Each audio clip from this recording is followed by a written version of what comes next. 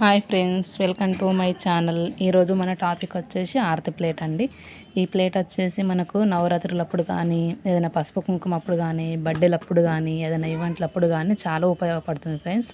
ఇది వచ్చేసి మనకు ప్లౌడ్ రూపంలో ఉంది ఫ్రెండ్స్. ఇది నేనైతే ప్లౌడ్ రూపంలో తీసుకున్నాను. దీనికి వచ్చేసి ఇలా పెయింటింగ్ వేసుకొని డెకరేషన్ అనేది చేసుకున్నాను ఫ్రెండ్స్. మీరు కావాలంటే మీకు నచ్చిన కలర్ వేసుకోవచ్చు ఫ్రెండ్స్.